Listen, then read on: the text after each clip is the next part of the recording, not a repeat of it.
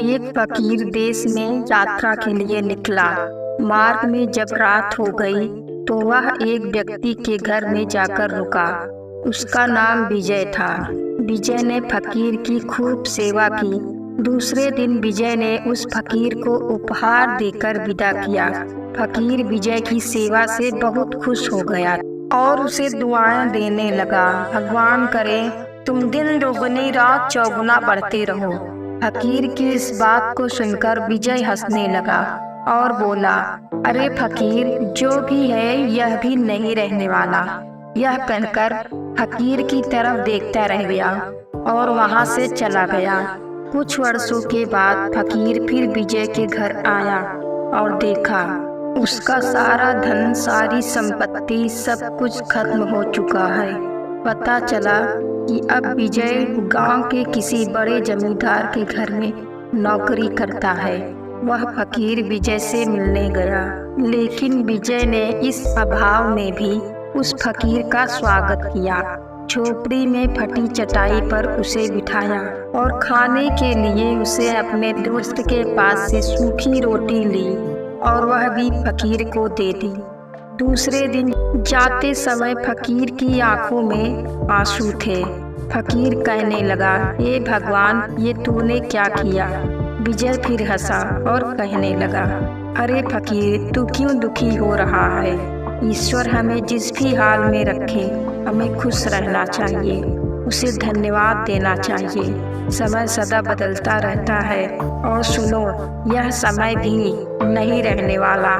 फकीर सोचने लगा, मैं तो केवल भेष से फकीर हूँ, लेकिन सच्चा फकीर तो तू है विजय।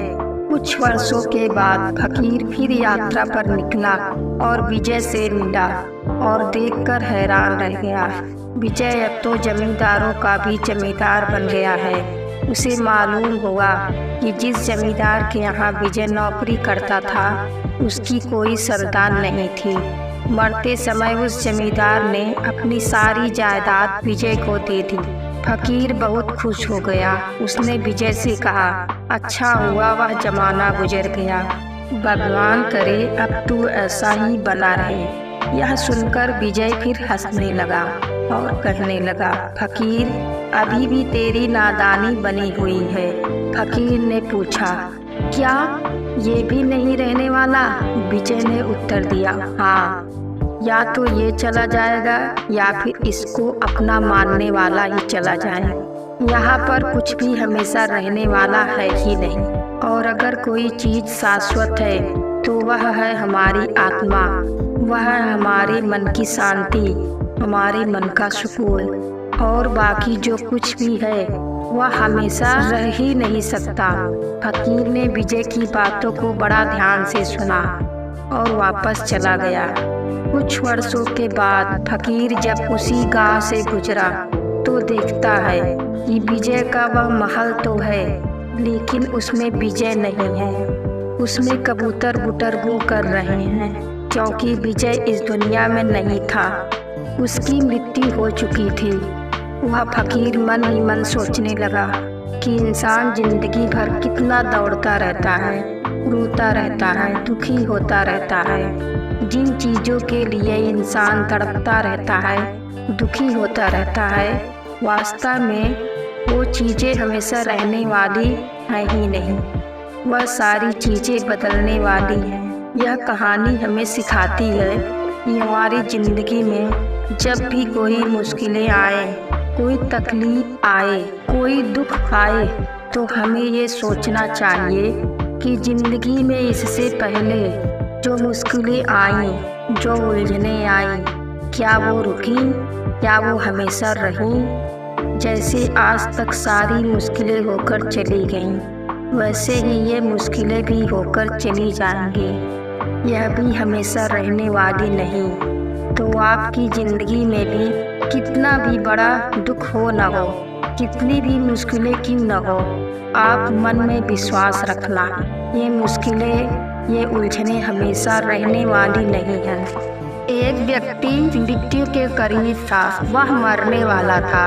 उसने अपने बेटे को चांदी के सिक्कों से भरा हुआ एक थैला दिया और अपने बेटे को बताया कि जब भी इस थैले से चांदी के सिक्के खत्म हो जाएं, तो जो मैं तुम्हें प्रार्थना बताता हूँ उसे दोहराने से चांदी के सिक्के फिर से भरने लग जाएंगे। उसने अपने बेटे के कान में 4 शब्दों की प्रार्थना कही और वह मर गया। अब बेटा चांदी के सिक्कों से भरा थैला पाकर बहुत खुश हो गया। उसे खर्च करने में लग गया। वह थैला इतना बड़ा था कि उसे खर्च करने में कई साल बीत गए, लेकिन इस बीच वह 4 शब्दों की प्रार्थना ही भूल गया। जब थैला खत्म होने को आया तब उसे याद आया कि अरे वह 4 शब्दों की प्रार्थना क्या थी। उसने बहुत कोशिश की लेकिन उसे याद ही नहीं आया। अब वो लोगों से पूछने लगा। पहले पड़ोसी से पूछा कि ऐसी कोई प्रार्थना तुम जानते हो जिसमें 4 शब्द हैं? पड़ोसी ने कहा, हाँ, एक 4 शब्दों की प्रार्थना मुझे मालूम है, ईश्वर मेरी मदद करो। इसने सुना और उसे लगा कि यह वह शब्द नहीं है, वह शब्द कुछ अलग थे। इसने बहुत सारे 4 शब्दों की प्रार्थनाओं को बार बार दोहरा के देखा, लेकिन उस खाली थैले में सिक्के बढ़े ही नहीं। वह मन ही मन दुखी हो गया। फिर वह एक ब्राह्मण से मिला। उसने कहा कि तुम प्रार्थना करो, ईश्वर तुम महान हो। लेकिन इस प्रार्थना से भी कुछ नहीं हुआ। फिर उसे एक धनी इंसान मिला। उसने कहा कि तुम प्रार्थना करो, ईश्वर मुझे धन दो। लेकिन उस प्रार्थना से भी कुछ नहीं हुआ।